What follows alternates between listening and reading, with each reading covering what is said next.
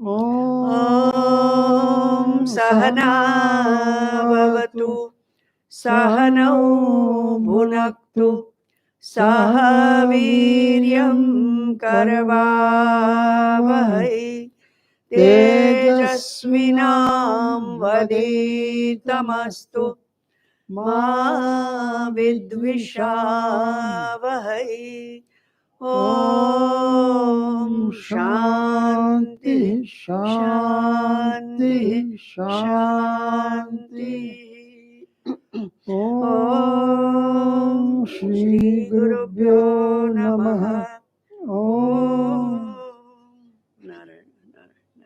ब्रह्मास्मि माला श्लोक 96 मुष्टि बुद्धयमस्यापि मृत्युमुष्टिगतस्य च सर्वावस्थासु निर्विघ्नं स्यान्मे ब्रह्मास्मि चिन्तनं प्राणापाय विषादो न प्राणलाभेन हर्षणं विषादहर्षहीनं यात् समं ब्रह्मास्मि हर्षणं न पीडयन्ति रोगामं न चाकर्षन्ति वासनाः बाधन्ते नैव कर्माणि स्वस्थं ब्रह्मास्मि नीरुजम् अपथ्यं पथ्यमा भाति घोरं सौम्यं कटुप्रियम् अनुकूलं यथार्थं च सौम्यं ब्रह्मास्मि सर्वतः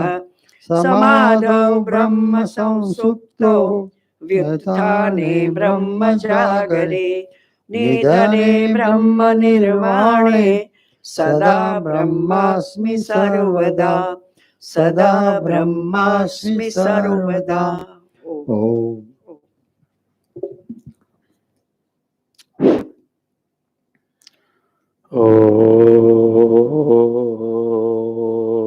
ओम यो ब्रह्माणं विदधाति पूर्वं यो वै वेदांश्च प्रहिणोति तस्मै तं हदेवमात्मबुद्धिप्रकाशम् मुमुक्षुर्वै शरणमहं प्रपद्ये मुमुक्षुर्वै शरणमहं प्रपद्ये। ॐ शान्तिः शान्तिः शान्तिः। शङ्करं शङ्कराचार्यं केशवं बादरायणं सूत्रभाष्यकृतौ वन्दे भगवन्तौ पुनः पुनः। ईश्वरो गुरुरात्मेति मूर्तिभेदविभागिने व्योमवद्व्याप्तदेहाय दक्षिणामूर्तये नमः। ॐ शान्तिः शान्तिः शान्तिः। अनंत श्री विभूषित प्रात्र वंद्य पूज्यपाद स्वामी श्री प्रेमपुर जी के श्री चरणों में प्रणाम। हमारे सभी सम्माननीय इस आश्रम के ट्रस्टीज और अभी जो आए हमारे तुषार त्रिवेदी और आप सभी तथा YouTube पर देखने वाले हमारे सभी सम्माननीय श्रोतृवृंद। हमारा विषय है साधक, सिद्ध और साधक। साधक साधना क्यों करता है? साधक साधना इसलिए करता है, वह समस्त दुखों से छुटकारा पाना चाहता है और समस्त दुखों से छूटने का एकमात्र उपाय है, जैसा कि केनोपनिषद में कहा, इह चेद वेदिदत् सत्यम अस्ति न चेदिहा। अगर यहाँ जान लिया इस जन्म में तो बहुत अच्छी बात है, न चेद इह, अगर यहाँ नहीं जाना तो फिर महति विनष्टि, महान विनाश है, बहुत महान विनाश है। हम पहले एक चीज पढ़ते थे, आपने भी सुना होगा, if money is lost, nothing is lost. If health is lost, something is. If character is lost, everything. ये तो एवरीथिंग लॉस्ट हुआ, लेकिन यहाँ तो और लॉस्ट हो गया। क्या कि अगर आपने अपने आप को नहीं जाना तो आवागमन का चक्र चलता ही रहेगा। बहुत महान विनाश है। एक महात्मा थे, साधु बड़े मस्ती के होते हैं, आनंद के होते हैं, फक्कड़ होते हैं, कथाकार नहीं। कथाकार साधु भी मस्त हो सकते हैं, लेकिन जो जंगल में मस्ती में रहते हैं उनकी क्या बराबरी कर सकता कोई। वो कहते थे, अरे भाई हमने कुछ भी त्याग नहीं किया, त्याग तो आप लोगों ने किया है, त्याग तो आप लोगों का है, आपसे बड़ा त्यागी कोई नहीं हो सकता। हे संसार के जीवों, आपसे बड़ा त्यागी कोई नहीं हो सकता। क्यों महाराज? अरे बोले आपने अपने आप को ही त्याग दिया, बाकी सब चीज को पकड़ लिया। यू रिनेंस योर सेल्फ, अपने आप को ही त्याग दिया। कम से कम हमने अपने आप को तो पकड़ रखा है। देखो किसने किसको त्यागा। एक साधु कहता है कि हमने संसार को नहीं, हमने तो अपने को पकड़ा है ना।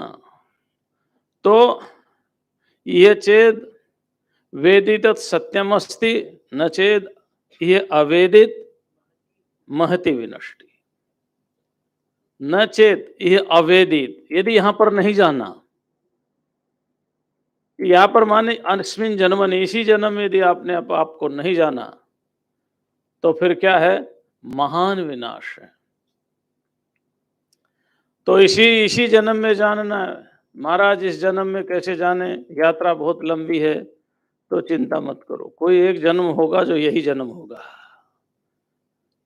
कोई एक जन्म होगा जो यही जन्म होगा, क्योंकि आत्मा अजर अमर अविनाशी है, काल अनंत है, चिंता नहीं है, सावधानी है। क्या है? सजगता है, सावधानी है।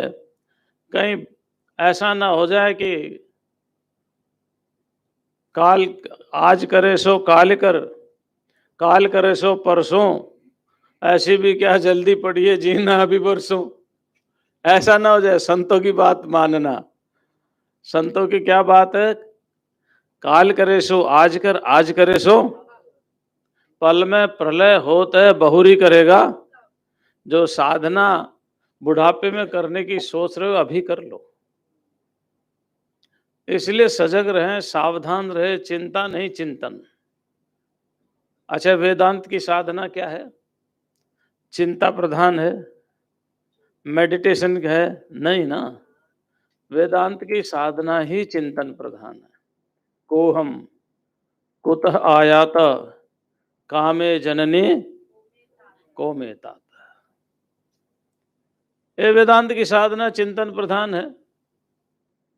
इसलिए चिंतन निरंतर रहे, चिंता ना रहे, सजगता रहे, सावधानी रहे। आपने देखा होगा रोडों पर लिखा रहता है, रास्ते पर लिखा रहता है, सावधानी हटी। और बड़ी से बड़ी दुर्घटना क्या है? What is the biggest accident? To join the majority without knowing the self. नहीं, अपने आप को जाने बिना यहां से चले जाना, डिपार्ट कर देना। अपने आप को जाना नहीं और चल दिए, तो इससे बड़ी कोई दुर्घटना नहीं हो सकती। इसलिए सबसे बड़ा विनाश, सबसे महती विनष्टि, सबसे बड़ा विनाश क्या है? अपने आप को बिना जाने ही चले जाना। याज्ञवल्क्य ने बहुत सुंदर कहा है, कृपण कौन है? जो अपने आप को जाने बिना इस संसार से चला जाता, वही कृपण है।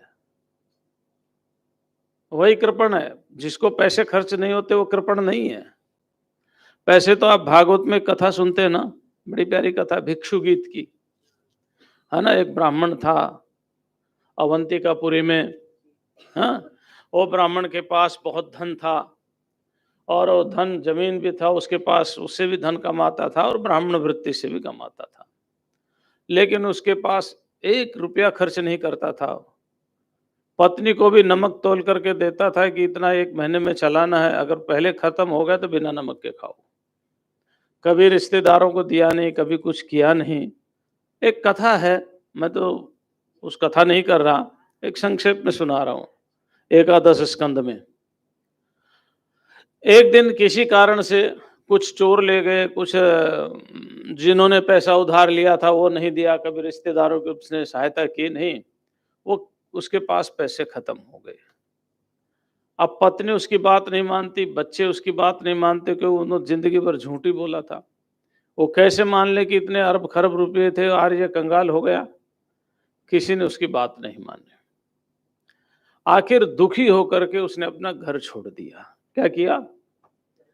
घर छोड़ दिया तो गांव वाले उसके ऊपर थूकने लगे, धूल बरसाने लगे, पत्थर फेंकने लगे। जब बहुत दुखी हो गया तब उसको वैराग्य हुआ। वो सोचने लगा दुख का कारण क्या है। फिर उसने विचार किया, ये व्यक्ति मेरे सुख दुख का कारण नहीं है, ये ग्रह तारे नक्षत्र मेरे सुख दुख का कारण नहीं, तो कौन है? मेरा मन ही मेरे सुख दुख का। भीष्मो ही देवो, मन बड़ा बलवान है। तो पैसे खर्च नहीं किए, लेकिन परिस्थिति वश उसको आत्मबोध की तरफ जाने का मार्ग मिल गया, तो वो कृपण नहीं हुआ। कृपण कौन हुआ? जिसने अपने आप को जाने बिना यहां से डिपार्ट कर दिया, यहां से चले गए। तो इसी लोक में जानना है। और कैसे जानना है? देखिए साधक की बात।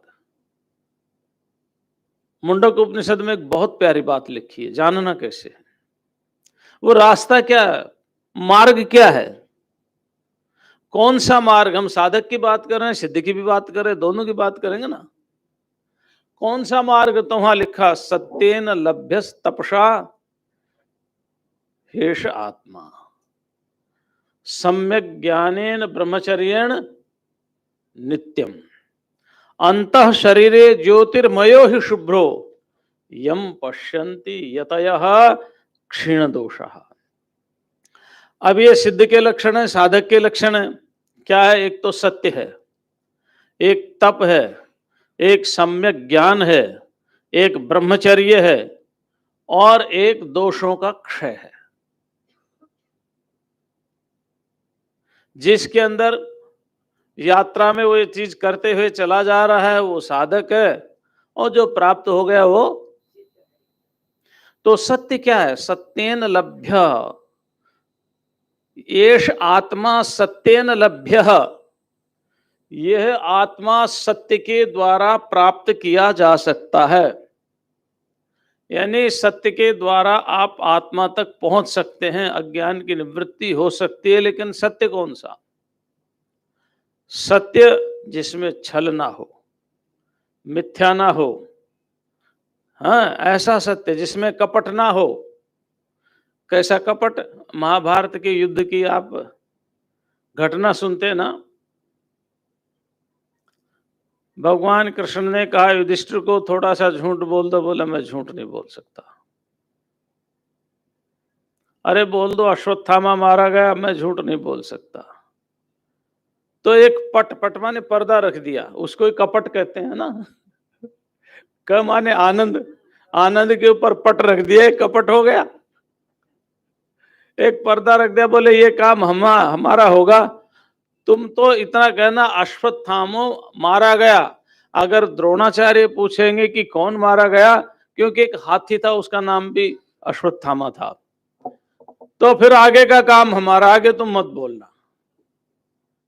तो समाचार गया द्रोणाचार्य के पास, अश्वत्थामा मारा गया, द्रोणाचार्य को विश्वास नहीं हुआ। उसने कहा यदि यदि युधिष्ठिर कह देगा तो मैं मान लूंगा अश्वत्थामा मारा गया। देखो कितने सत्यवादी थे युधिष्ठिर। अच्छा, युधिष्ठिर से पूछा गया अश्वत्थामा हतः, युधिष्ठिर ने कहा अश्वत्थामा हतः। द्रोणाचार्य ने कहा नरोवा कुंजरोवा, जैसे नरोवा कुंजरो का तो ढोल नगाड़े बजा दिए, संग बजा दिए कृष्ण ने। बोला बजाओ ढोल धमाके बजाओ ताकि वो आवाज इधर आ ही ना पाए। तो युधिष्ठिर को मालूम था कि मैं सत्य तो बोल रहा हूं कि अश्वत्थामा मारा गया, लेकिन इस सत्य में कपट है। सत्य तो है लेकिन क्या है इसमें, और उसका परिणाम भी उनको मिला। तो अब देखो सत्य है, सत्य के द्वारा इस आत्मा तक पहुंचा जा सकता है। बड़ी भारी बात कही। हमारे यहां योग दर्शन में यम और नियम की बात की जाती है। यम है समाज के लिए और नियम है स्वयं के लिए, है ना। यम है समाज के लिए, नियम है स्वयं के लिए। जो समाज के लिए व्यवस्था की साधना के लिए एक साधक को समाज में कैसे रहना है, या उसको समाज के लिए क्या करना है, या उसको समाज के लिए कैसा आचरण करता है कि ताकि समाज का कोई अहित ना हो, तो उन यम में पतंजलि ने लिखा अहिंसा सत्यम, क्या लिखा, अहिंसा सत्यस्ते ब्रह्मचर्य अपरिग्रह यमाहा। तो सत्य उसके अंदर आया है, यानी ये सामाजिक व्यवस्था है। और हम ये क्या कहते हैं, जब बहुत से लोग आते हैं तो देखो ये परमात्मा का रूप है। जब इस परमात्मा के रूप के साथ साथ आप असत्य का व्यवहार करेंगे तो फिर आत्मा को कैसे जानेंगे। उसी मंत्र में जो केनोपनिषद का मंत्र था उसी में लिखा हुआ था भूतेषु भूतेषु विचित्य धीराहा धीराहा धीर पुरुषाहा। जिसने अपने मन को, अपनी बुद्धि को संयमित कर लिया है, जो दोषों के उपस्थित होने पर भी विचलित नहीं होते, दोषों के उपस्थित होने पर भी विचलित नहीं होते, ऐसे जो धीर पुरुष हैं वो भूतेषु भूतेषु विचित्य, उन्होंने उसको प्रत्येक प्राणियों में, प्रत्येक जीव में, जड़ चेतन सभी में उनका दर्शन किया। तो जो समाज के प्रति सत्य को धारण नहीं करता और जो अपने प्रति सत्य को धारण नहीं करता, वह उस तत्व तक कैसे जान जा सकता है। तो इसलिए श्रुति ने कहा सत्येन लभ्य। देखिए साधना है, मार्ग है, साधक के लिए हमें क्या करना है,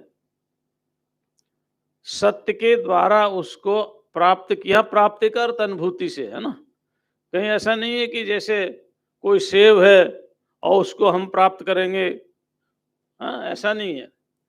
यहाँ लभ्य प्राप्त माने अनुभूत, है ना, अनुभूति के अर्थ में है। सत्येन लभ्य, और कैसे प्राप्त किया जाता है, तपसा।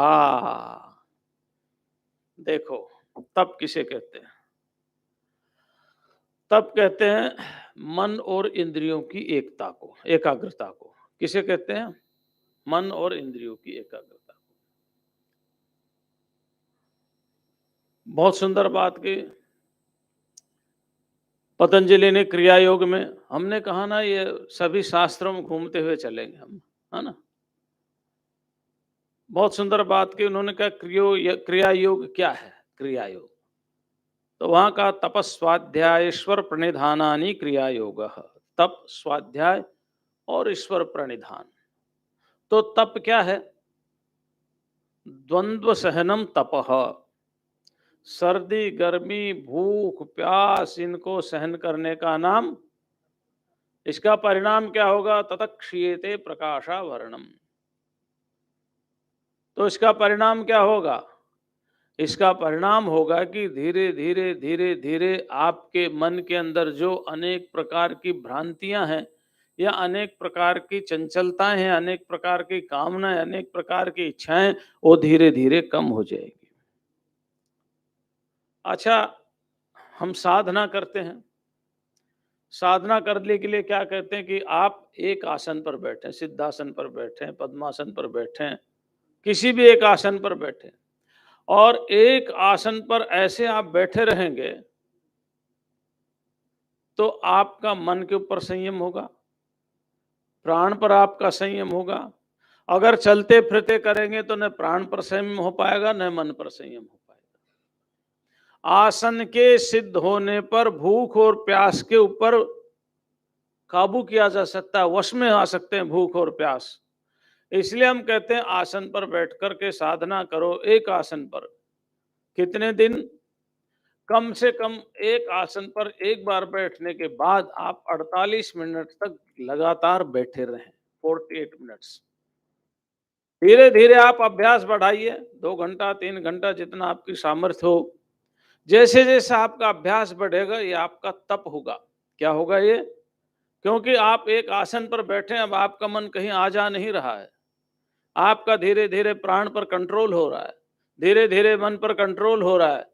और आसन पर बैठ करके जो आप ध्यान कर रहे हैं अथवा जप कर रहे हैं, अगर जप भी कर रहे हैं तो जप अपने आप ही धीरे धीरे ध्यान में बदलता हुआ चला जाएगा। जप भी कर रहे हैं तो धीरे धीरे ध्यान में बदलता हुआ चला जाएगा। जब आपका जप एक आसन पर सिद्ध होने पर धीरे धीरे ध्यान में बदलता हुआ चला जाए तो मन और इंद्रियों की एकाग्रता हो जाती है, और ये मन और इंद्रियों की एकाग्रता का नाम ही तप है। अब ये बाह्य रूप से अनेक प्रकार का हो सकता है। बाह्य रूप से अनेक प्रकार का तप रह सकता है। कोई हिमालय में जाकर के तपस्या करते हैं, कोई रेगिस्तान में जाकर के तपस्या करते हैं, कोई खड़े तपस्या करते हैं। रामायण में तो अनेक प्रकार के तपस्वियों की बात है। अगर आप रामायण पढ़ेंगे तो जिस समय राम जी जाते हैं सरभंग ऋषि के यहाँ, तो सरभंग ऋषि के यहाँ बहुत से तपस्वी आ जाते हैं।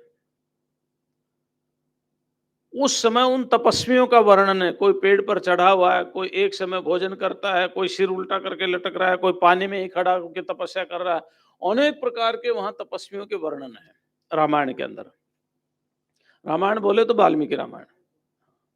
रामायण में अनेक प्रकार के तपस्वियों के वर्णन। वो बाह्य तप है। वो क्या है?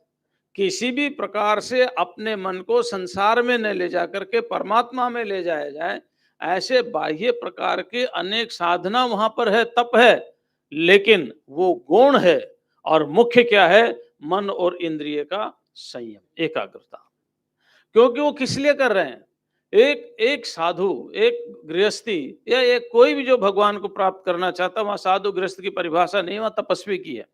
वो इतने इतने कमर तक गंगा जल में खड़ा होकर के या नदी के जल में खड़े होकर के या किसी तालाब में खड़े होकर के तपस्या कर रहा है। सर्दी में, भयंकर ठंड में, ठंडे पानी में खड़े होकर के तपस्या कर रहा है। क्या प्रयोजन है उसका? उसका प्रयोजन यही है कि हमारा मन में परमात्मा आकर के बस जाए, हमारी बुद्धि में परमात्मा आकर के बस जाए, अथवा हमारा मन, हमारी बुद्धि परमात्मा में चली जाए। यही तो प्रयोजन है। और क्या प्रयोजन है? यद्यपि परमात्मा तो सर्वव्यापक है, लेकिन सर्वव्यापक परमात्मा तो अब तो हमारा मन नहीं जा रहा, कहीं कहीं जा रहा है। इसका मतलब सर्वव्यापक परमात्मा में मन को प्रवेश करने के लिए, मन में परमात्मा को प्रवेश करने के लिए कुछ उपाय करने पड़ते हैं। ये जो उपाय, यही साधना है, और इन उपाय को करने वाला ही साधक है। ये जो उपाय है ये साधना है, और जो इन उपायों को करता है वह साधक है। और जिनमें ये उपाय पूर्ण हो गए वो सिद्ध। सिद्ध का अर्थ कोई चमत्कारी से नहीं कि एक ऐसे हाथ के आपको क्या चाहिए ये लो, है ना। योग दर्शन में इन सिद्धियों को अंतराय कहा है। अंतराय माने साधना में बाधक, साधना में बाधक। इसलिए कोई भी योगी, कोई भी सच्चा साधक इन सिद्धियों को स्वीकार नहीं करता। रामायण में बहुत सुंदर प्रसंग है, थोड़ा समझाते हुए चलें ताकि बात समझ में आए। प्रसंग ऐसा है, प्रयागराज है, प्रयागराज में भरद्वाज ऋषि का आश्रम है। राम लक्ष्मण सीता भी भरद्वाज ऋषि के आश्रम में पहुंचे थे और भरद्वाज ऋषि से उन्होंने पूछा था कोई रहने के लिए अच्छा स्थान बताओ। तो भरद्वाज ऋषि ने कहा कि यहाँ से आप यमुना पार करना और फिर वहां से इतनी दूर जाकर के एक पर्वत है चित्रकूट, उसके ऊपर निवास करो, तुम्हारे रहने के लिए वो अच्छा है। हालांकि आप यहाँ भी निवास कर सकते हो मेरे यहाँ, आप चाहो तो मेरे यहाँ भी रह सकते हो। तो श्री राम ने कहा यहाँ रहूंगा तो अयोध्या थोड़ी नजदीक पड़ती है और राजा अपने गुप्तचरों के माध्यम से मेरा समाचार लेते रहेंगे। दशरथ, राजा का अर्थ वहां दशरथ से है, इसलिए मैं यहाँ नहीं रहना चाहूंगा। तो भरद्वाज ऋषि ने चित्रकूट का आश्रम का रास्ता, चित्रकूट का रास्ता बता दिया और उसके बाद लक्ष्मण नौका तैयार करते हैं और तीनों नौका से यमुना पार करते हैं, थोड़ी बहुत जाकर के विश्राम करते हैं। तब तक चित्रकूट तक भरद्वाज ऋषि ने अपने साधक उनके साथ भेज दिए रास्ता बताने के लिए। अब जब भरत आते हैं दशरथ की मृत्यु के बाद और वो राम जी को लेने के लिए चित्रकूट आते हैं, क्योंकि समाचार तो है ही, और ये समाचार किससे मिला? गुह से। गुह ने क्या किया था कि अपने सैनिकों को गुप्त वेश में भेजा था, अगर श्री राम पर कोई भी दिक्कत आए, कोई भी आपत्ति आए तो आपको रक्षा करने, लेकिन इनको पता नहीं चलना चाहिए, नहीं तो ये यहीं से ही वापस कर देंगे। बड़ी विचित्र, आप रामायण पढ़ेंगे बड़ा अच्छा लगेगा। तो जैसे ही भरद्वाज ऋषि के आश्रम में, मैं बहुत संक्षेप कर रहा हूं क्योंकि मेरे यहाँ रामायण कथा करना उद्देश्य नहीं है। भरत आए, उनके साथ माताएं थी, शत्रुघ्न भी थे, लक्ष्मण भी थे क्या? लक्ष्मण, अच्छा राम जी के साथ चले गए थे। अच्छा, मैं सोचा लक्ष्मण भी थे। अच्छा, और सारी चतुरंगनी सेना थी। अब वहां राम जी जब आए, जब भरद्वाज ने अपनी कोई सिद्धि प्रकट नहीं की, देखिए आप समझ रहे हैं, राम जी जब आए तो भरद्वाज जी ने अपनी कोई सिद्धि, कोई चमत्कार प्रकट नहीं किया, क्योंकि भरद्वाज को मालूम था ये तो तपस्या करने के लिए, पिता की आज्ञा का आदेश करने के लिए ही वन में आए हैं। लेकिन भरत के मन में क्या है और उनकी सेना के मन में क्या है, इस भाव को जानने के लिए भरद्वाज ऋषि ने वहां सिद्धियां प्रकट की। इक्षुरस, गन्ने के रस की धाराएं बहने लगी, कहीं कुछ होने लगा, दिव्य महल तैयार हो गए, अप्सराएं आने लगी उनको परोसने के लिए, बड़ा वर्णन है। तो सिद्धियां प्रकट की। तो वहां लिखा है कि कुछ तो विचार करने लगे, क्या करेंगे राम जी को लाने के लिए, यहीं रह जाओ, इससे अच्छा सुख तो कुछ भी नहीं होगा। यद्यपि भरत जी ने, शत्रुघ्न ने, माताओं ने उन सब चीजों को स्वीकार नहीं किया, लेकिन कहने का अर्थ है कि जिनके पास सिद्धियां होती हैं वो भी इन सिद्धि को स्वीकार नहीं करते, और प्रयोग भी करते हैं तो किसी महान उद्देश्य के लिए ही प्रयोग करते हैं। भरद्वाज जी रोज रोज सिद्धि चमत्कार नहीं दिखाते थे। तो ये जो सिद्धियां हैं, ये जो अणिमा, महिमा, लघिमा, प्राप्ति, प्राकाम, ईशित्व, वशित्व, ये जो सिद्धियां हैं, यह निधि हैं, ये सारी की सारी साधना में बाधक हैं, सहायक नहीं है, इसलिए योगी इनको स्वीकार नहीं करता है। तो यहाँ सिद्ध का मतलब जिसके पास सिद्धियां वो सिद्ध नहीं, यहाँ सिद्ध का अर्थ है जिसकी अज्ञान की निवृत्ति, जो समाधिस्थ है, जो आत्मा में ही ठहरा हुआ, अपने आप में ही स्थित है, उस सिद्ध की हम यहाँ बात कर रहे हैं। और उस तक जाने के लिए जो प्रयत्नशील है, उस साधक की बात कर रहे हैं, उस साधक की हम यहाँ बात कर रहे हैं। सिद्धियों से युक्त किसी साधक की बात नहीं कर रहे और सिद्धियों से युक्त किसी सिद्ध की भी बात नहीं कर रहे। तो क्या है? सत्येन लभ्य तपसा हेष आत्मा लभ्य, सत्येन हेष आत्मा लभ्य, तप के द्वारा इस आत्मा को जाना जा सकता है। और ना तपस्विनो योग सिद्ध्यति, योग सूत्र पर व्यास भाष्य है, बिना तपस्या के योग की सिद्धि नहीं होती, बिना तपस्या के कुछ मिलता नहीं है। तप तो करना ही होगा। अच्छा देखो, ये तो आत्मज्ञान की बात है। एक बच्चा आईएएस बनता है ना, लेकिन वो कितना पढ़ता है? उसके पास सारी सुविधा होते हुए भी, एसी होते हुए, गाड़ी होते हुए, उसके माँ बाप उसको सारी सुविधा करते हुए भी वो जल्दी सी भोजन भी नहीं करता कि कहीं नींद ना आ जाए। दिन रात ही बिकम्स ए बुकवॉर्म, किताबी कीड़ा बन जाता है। तब जाकर के वो किसी पद को प्राप्त करता है। लगभग उसको पद प्राप्त करने में 25 साल तो कम से कम लग ही जाते हैं। 25 साल लग जाते हैं ना, और 60 में वो रिटायर हो जाता है। कम से कम 25 नहीं, 30 के लगभग लग जाती है, औसतन 30 लग जाता है। 60 में रिटायर हो जाता है। तो 30 साल एक सिद्धि को प्राप्त करने के लिए, यदि एक आईएएस बनने के लिए, एक इंजीनियर बनने के लिए, या एक बड़ी कंपनी में नौकरी पाने के लिए वो प्रयत्न करता है। लेकिन वो प्रयत्न उसका संसार का सुख तो देता है, लेकिन राग देता है, दुख देता है, कष्ट देता है, पीड़ा देता है। और परिवार में जरूर नहीं शांति बनी रहे पैसों से, जरूरी तो नहीं है। लेकिन ये जो साधक है, ये अगर इसकी आधी भी साधना करता है, हम एक बहुत प्रसिद्ध संत हैं, बड़े अच्छे संत हैं, बड़े अच्छे योगी थे। वो ये कहते थे, अगर आप प्रतिदिन, सबके लिए नहीं, साधक के लिए 1 घंटा सुबह और 1 घंटा सायं, 2 समय अगर भगवान का ध्यान करते हैं तो आपका जीवन बन जाएगा। दिन में व्यवहार आपको शुद्ध रखना है। तो तप तो प्रत्येक प्राणी को, प्रत्येक जीव को करना ही है। तपसा हेष आत्मा लभ्यः, और सम्यक ज्ञानेन, देखो ज्ञान दिया लेकिन सम्यक ज्ञान दिया है ना। ज्ञान तो है लेकिन कौन सा है? सम्यक ज्ञान। सम्यक ज्ञान क्या है? जो श्रुति प्रतिपादित है। सम्यक ज्ञान क्या है? जो श्रुति प्रतिपादित है। कैसा वह आत्मा, ये भी तो हमें जानना है ना। एष आत्मा अपहत पापमा, ये आत्मा क्या है? पाप पुण्य से परे है, शोक से परे है, जन्म मरण से परे है, ये अमर है, अविनाशी है। इसके लिए योग दर्शन में बड़ा प्यारा सूत्र है।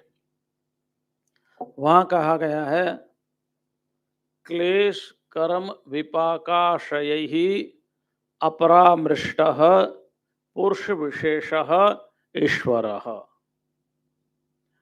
क्लेश, 5 क्लेश होते हैं, अविद्या, अस्मिता, राग, द्वेष और अभिनिवेश। इनकी लंबी व्याख्या नहीं करेंगे, नहीं तो इन्हीं पर रह जाएंगे। कर्म, 3-4 प्रकार के कर्म होते हैं। एक तो शुक्ल कर्म, एक कृष्ण कर्म, एक शुक्ल और कृष्ण मिश्रित कर्म, एक योगियों के जो ना शुक्ल कर्म है ना कृष्ण कर्म है, जिसके लिए उपनिषद ने कहा न कर्म लिप्यते नरे, यानी पाप कर्म, पुण्य कर्म, पाप और पुण्य मिश्रित कर्म, और योगियों के वो कर्म जिस करने जो योगी करते तो न पाप लगता न पुण्य लगता है। अब ईश्वर में अविद्या, अस्मिता, राग, द्वेष और अभिनिवेश नहीं है, और कोई कर्म भी नहीं है। क्योंकि अगर योगियों के भी कर्म मानेंगे तो कभी किए होंगे, तभी तो इस स्थिति में आए हैं, वो भी नहीं है। विपाक माने उनका फल, कर्मों का फल। तो सुख दुख भी भगवान के पास कभी न था, न है, न रहेगा। और आशय माने कर्मजन्य संस्कार, आशय माने अगर संस्कार रहेंगे तो फिर आवागमन होगा। तो ईश्वर उसे कहते हैं जिसमें कभी अज्ञान आदि क्लेश न थे, न है, न रहेंगे। न कभी कर्मों का संश्लेष उसमें है, न उनका फल है, न संस्कार है, वासना है। इसलिए एष आत्मा अपहत पापमा विमृत्यु विजरो विशोको, मृत्यु रहित है, शोक रहित है। ये तो सच्चिदानंद है। क्या है? सच्चिदानंद है। सत्यम ज्ञान अनंतम ब्रह्म। सत्यम ज्ञानम अनंतम, ये तो सत्य है। त्रिकाला बाधितत्वम सत्यत्वम, तीनों कालों में एक रस रहने वाला है। ये तो ज्ञान स्वरूप है, चैतन्य स्वरूप है, और ये तो अनंत है। आनंदम ब्रह्म। आनंदादेव खलुमानी भूतानि जायन्ते येन जातानि जीवन्ति यत् पर्यन्त विषम विशन्ति। जो सम्यक ज्ञान है, ऐसा ज्ञान जिसके पास है, कुछ भी ज्ञान होने से भी नहीं मिलने वाला। जो अविनाशी है, अनंत है, जो सर्वव्यापक है, सर्वेश्वर है, सर्वाधार है, सर्वनियंता है, सतचित आनंद स्वरूप है, जो गुणातीत है, हाँ, प्रकृति के गुणों से जो परे है, ऐसा सम्यक ज्ञान जिसके पास है। सम्यक ज्ञान परमात्मा के स्वरूप का, और सम्यक ज्ञान उसके मार्ग का, पथ का, किस पथ पर हम चले, किस पथ पर चले। बड़ी सुंदर बात कही है। वेदाहमेतम पुरुषम महांतम, मैं इस महान पुरुष को जानता हूं, लेकिन मार्ग भी जानता हूं। क्या स्वस्ति पंथा मनुचरेम सूर्य चंद्रमसा विव पुनर्ददता घनता जानता संगमे मही। ये कल्याण का मार्ग है, कल्याण का मार्ग है। और इस कल्याण के मार्ग पर कैसे चलना है? सूर्य चंद्रमसा विव, सूर्य चंद्रमसौ इव, जैसे सूर्य और चंद्रमा प्रतिदिन अपने अपने कक्ष पर अथवा अपने अपने ग्रह पर चक्र लगा रहे हैं, अनवर्त रूप से, बिना रुके हुए, ऐसे अनवर्त रूप से, बिना रुके, बिना थके, निरंतर अपनी यात्रा पर चलते रहना, ये साधक के लक्षण है। किसके लक्षण है ये? आलस करके बैठना नहीं, प्रमाद करके बैठना नहीं, चलो बहुत हो गया अब तो यार आराम करो, हा हा हा, सुगंधित हवा आ रही है, क्या फूल खिले हुए हैं, क्या वनस्पतियां, लताएं, औषधियां हैं, पता चला नींद आ गई। नींद आ गई माने श्वास वहीं रुक गए, और वो आ बेटे फिर से आ जा, तूने बीच में भोग भोगा ना, तो क्या करना है? देखो, हनुमान जी है ना, हमारे हनुमान जी, आपके भी है ना? अच्छा फिर ठीक है। हमारे हनुमान जी जिस समय पर्वत पर से छलांग लगाई उन्होंने लंका में जाने के लिए, तो इंद्र ने कहा, अरे महेंद्र पर्वत को, भाई इनके पिताजी ने, वायु देवता ने तुम्हारी रक्षा की है, ये तुम्हारे ऊपर से जा रहे हैं, भले ही तुम समुद्र में हो, तो कम से कम थोड़ी कृतज्ञता तो अभिव्यक्त करो, अरे इनका स्वागत तो करो। और महाराज बड़ा दिव्य रूप धारण करके पर्वत उपस्थित हो गया। सुंदर झरने थे, अमृत के स्वरूप जल था उनमें, स्वच्छ निर्मल, अनेक प्रकार के फल और फूलों से लदे हुए वृक्ष थे, पंचपत्तियां थी, लताएं थी, औषधियां थी, उद्यान थे, बगीचे थे, न जाने क्या क्या था। आ हा हा हा। कुछ बर्फ के पहाड़ भी रहे होंगे ना, क्योंकि नहीं तो स्नोफॉल कैसे देखते हनुमान जी। बहुत सुंदर। पर्वतराज ने कहा, आप मेरे पर विश्राम कीजिए, आप बहुत लंबा रास्ता है, और आपके पिताजी पर बहुत उपकार है, आपके पिताजी का मेरे ऊपर, मेरी बात को स्वीकार कीजिए। तो हनुमान जी ने क्या कहा? उस पर विश्राम नहीं किया, उसका अपमान भी नहीं किया, उनको स्पर्श किया, दोनों हाथ जोड़े और कहा मुझे अपनी क्रिया सिद्धि के लिए अनवर्त रूप से चलना है, रुकना नहीं है। और हनुमान जी वहां से चले गए। तो ये बाग बगीचे उद्यान आएंगे, यानी सम्मान आएगा, मान बढ़ाई आएगी, तरह तरह के भोग आएंगे, तरह तरह के यश और कीर्ति आएगी, लेकिन साधक को यहाँ रुकना रुकना नहीं है। बस ये है सम्यक ज्ञान जो भगवान के रास्ते का है, भगवान के पथ का सम्यक ज्ञान है ये। भगवान के स्वरूप का भी सम्यक ज्ञान और भगवान के मार्ग का भी सम्यक ज्ञान। ऐसा नहीं कि हम जाना पूर्व दिशा की तरफ जाना चाह रहे हैं और मुंह कर लिया पश्चिम दिशा की ओर और सोचेंगे कभी तो पूर्व दिशा में पहुंचेंगे, है ना। ये भ्रांति जन्य ज्ञान जो है ना, भगवान के स्वरूप का और भगवान के रास्ते का, ये आवागमन को मिटाता नहीं। तो सम्यक ज्ञानेन, तो तप हुआ, सत्य हुआ, तप हुआ और ज्ञान हुआ।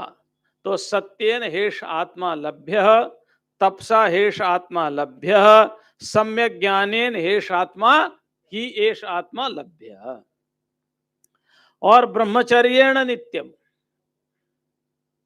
ब्रह्मचर्य, ब्रह्मचर्य का अर्थ है संपूर्ण इंद्रियों पर संयम और नित्य ब्रह्म में रमण। ब्रह्मणि परमात्मनि चरणम विचरणम शीलम यस्य स ब्रह्मचारी, जिसका परमात्मा में ही विचरण करने का मन कर रहा है और जो पूर्ण अपनी इंद्रियों पर संयम है। ऐसा नहीं रसगुल्ला मिले तो रसगुल्ला खा लिया, कचौरी मिले तो कचौरी खा ली। अभी आहार पर कितना दूषण चल रहा है देखो।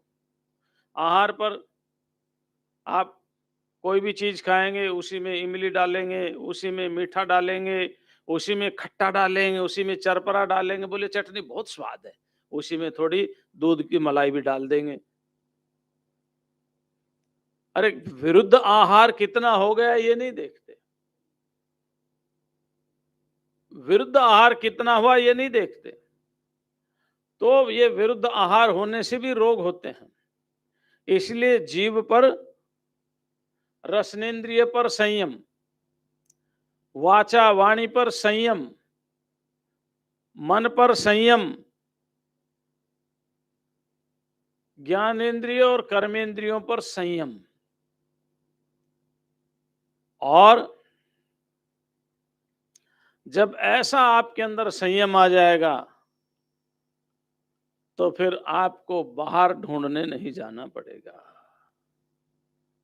फिर क्या होगा? अंतः शरीरे ज्योतिर्मयो ही शुभ्र, शुभ्र माने समस्त दोषों से रहित, स्वच्छ, अज्ञान आदि समस्त विकारों से रहित, अविद्यादि समस्त दोषों से रहित, निर्मल, एकदम निर्मल, सूर्य की तरह से, स्वर्ण की तरह से देदीप्यमान चमकता हुआ, ज्योतिर्मय, प्रकाश स्वरूप, चैतन्य स्वरूप, आनंद स्वरूप, वह जो तत्व है वो आपके अंतः शरीर है, आपके अंदर ही है। कहाँ है? तो बाहर नहीं है कि है तो बाहर, लेकिन जहां आप देखना चाह रहे हैं वहीं तो दिखेगा ना। मुझको कहां तो ढूंढे बंदे, मैं तो तेरे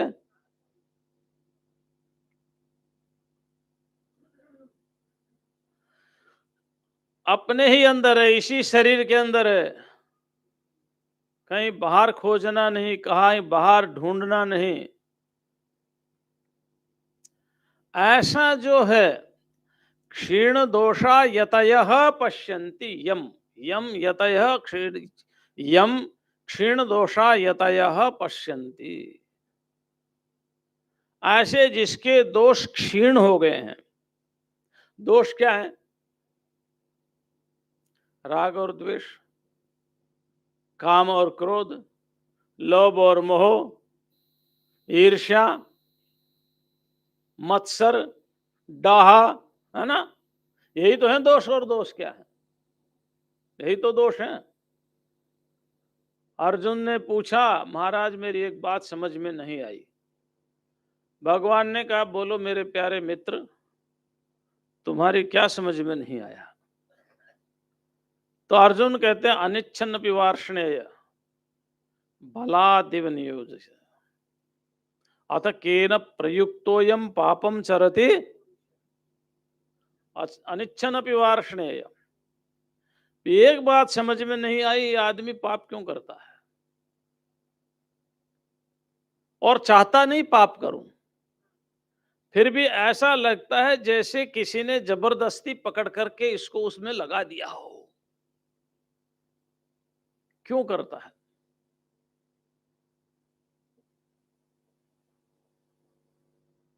तो भगवान ने क्या उत्तर दिया?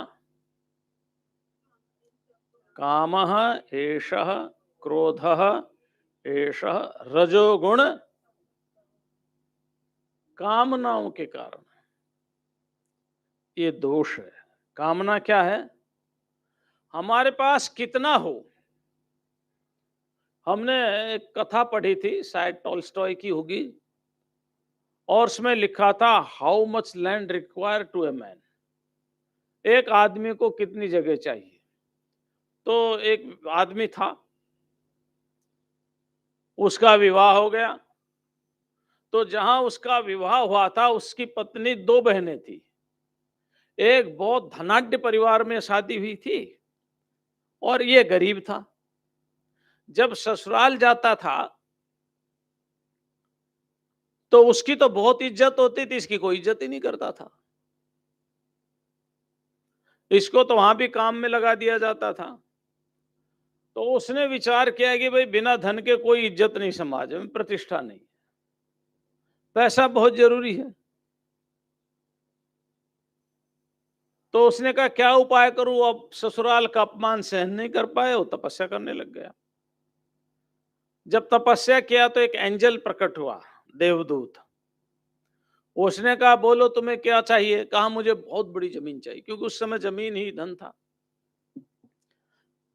तो उन्होंने कहा आप यहां से इस दिशा में जाना, वहां एक बहुत बड़ा राजा मिलेगा, उससे मांग लेना, वो तुम्हें जितनी जमीन चाहिए उतनी दे देगा।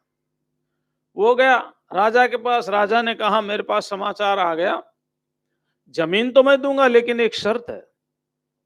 क्या शर्त है? सूर्योदय होगा उस समय तुम्हें चलना पड़ेगा, और जित सूर्यास्त के समय वापस उसी पॉइंट पर आना पड़ेगा जहां से तुम चले हो। सूर्योदय से सूर्यास्त तक जितनी जमीन में तुम चल लोगे वो सारी तुम्हारी, लेकिन कंडीशन ये कि सूर्यास्त के समय वहीं पर आना पड़ेगा। बड़ा खुश होगा, ये भी कोई कंडीशन है। अब वो चला सूर्यास्त के समय, सूर्योदय के समय। उसने सोचा ज्यादा कवर कर लो, दौड़ने लगा, लोभ आ गया ना, और दौड़ने लगा और दौड़ने लगा। प्यासा भूखा दौड़ रहा है, देखता है कि अब सूर्यास्त होने वाला, वापस वहीं पहुंचना है। वापस पहुंचने के लिए फिर दौड़ा, तेज गति बढ़ाई, पानी पिया नहीं था, खाना खाया नहीं था, थक गया था, परेशान हो गया था।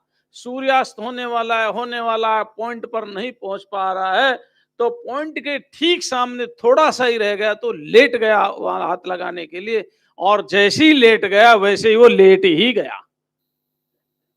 तब बताओ उसके एक व्यक्ति को कितनी जमीन चाहिए, जितनी दूर में वो लेटा हुआ था, वो भी थोड़ी देर के लिए, सदा के लिए वो भी नहीं।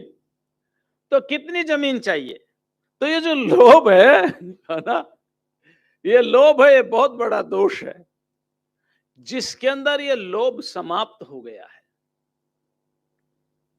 ये कामनाओं का तो भेद है ना। लोभ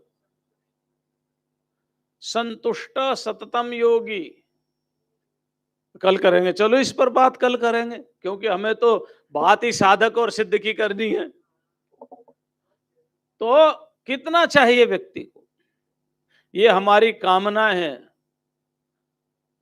और आ जाए मेरे पास, और आ जाए, इतना और मिल जाए, इतना और मिल जाए।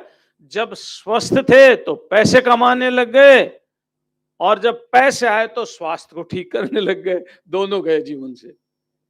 पैसे के लिए तो स्वास्थ्य गया, और स्वास्थ्य के लिए क्या हाथ में मिला? क्या मिला बताइए, क्या मिला? इसलिए ये जो यति, यति माने सन्यासी, यति माने सन्यासी, वो जिसने के दोष क्षीण हो गए हैं, दोष क्षीण हो गए, जिसमें काम नहीं, काम माने इच्छा, जिसमें क्रोध नहीं, इच्छा का विघात जब होता है तो क्रोध आता है, और क्रोध में संयम समाप्त हो जाता है, क्रोध में विवेक खो जाता है, क्रोध में बुद्धि समाप्त हो जाती है, और क्रोधी व्यक्ति अपने को ही मार देता कई बार, तो दूसरों की तो बात छोड़ो, है ना। क्रोधी व्यक्ति तो जिसमें क्रोध नहीं, जिसमें लोभ नहीं, और जिसमें, वाह क्या बात है, मोह को छोड़ना बड़ा मुश्किल है। अच्छा एक बात बताओ, मोह, आपका अपना शरीर है, आप शरीर है ना, कोई मरना चाहता है? क्यों? क्योंकि शरीर से मोह है। हम भी नहीं चाहते कि कोई मरे, अमर हो जाए, यानी उसको तत्व ज्ञान हो जाए। मरे कोई भी ना, तत्व ज्ञान हो जाए, ताकि उसको पता चल जाए कि जन्म और मृत्यु कोई चीज नहीं है। ये तो हमारी एक धारणा है, शरीर के साथ संयोग हो गया, जन्म कह दिया, शरीर के साथ वियोग हो गया तो, लेकिन इस शरीर का वियोग भी तो कोई नहीं चाहता, कोई नहीं चाहता। इसलिए गोकर्ण, गोकर्ण नाम सुना है ना? कुंभकर्ण का तो नाम नहीं सुना ना, गोकर्ण का नाम सुना। गोकर्ण ने अपने पिताजी को उपदेश दिया। क्या नाम था पिताजी का? आत्मदेव। असली देव तो हमारा आत्मा ही है ना। असली देवता कौन है? तो उन्होंने उपदेश दिया कि पिताजी ये संसार तो ऐसे ही चलता रहता, बड़ा वैराग्य की बात की, ऐसा करो तुम घर छोड़ दो। क्या करो? लेकिन घर छोड़ के करें क्या? तो मैं बताता हूं क्या करना घर छोड़ करके। घर का त्याग कर दो, जंगल में चले जाओ। क्या करो? देहे स्तिमान रुधिरे अभिमतिम त्यजत्वम। सबसे पहला काम कौन सा? अभिमतिम। अभिमतिम माने जिसको अपना मान लिया है। अभितः सर्वतः पदार्थेषु मतिर्यसी, जिसकी चारों सभी में मेरी मति है कि मेरा है, ये मेरा है, ये मेरा है, ये मेरा है, और ये मैं हूं, ये मैं हूं, ये मैं हूं, ऐसा करके जिसकी बुद्धि हो गई है, तो इस बुद्धि में सबसे पहले किसके प्रति अभिमति को त्यागना है? सबसे पहले the first and the foremost renunciation of attachment किसका त्यागना है? तो जो सबसे पहला नाम लिया, सबसे पहला नाम क्या लिया? देह। देहे स्तिमांस रुधिरे अभिमतिम त्यजत्वम। सबसे पहले देह के प्रति अभिमति को त्यागना है। यानी मैं शरीर नहीं हूं, ये शरीर मुझे उधार का मिला हुआ है कर्मों के कारण, इसको मैंने अपना समझ लिया है। ऐसी जो शरीर के प्रति मैं भाव है, देह के प्रति जो मैं भाव है, आप सबसे पहले इस देह के प्रति मैं पने को छोड़ दो। अच्छा, अब आप तो सब इतने साल से सत्संग कर रहे हैं, जिसने देह के प्रति मैं भाव को त्याग दिया, उसको और क्या त्यागना रह गया बताइए? सारा संसार अपने आप ही छूट गया, है ना। सबसे पहले आसक्ति तो देह से ही है ना। देह को लेकर के व्यवहार है, देह को लेकर के ही संबंध है, देह को लेकर के ये संसार है। इसलिए सबसे पहले देह के प्रति अपनी ममता का, उसके बाद क्या करो? उसके बाद जानना चाहेंगे क्या करें? इसके लिए कल आना पड़ेगा। आज इतना ही। ओम शांति शांति शांति।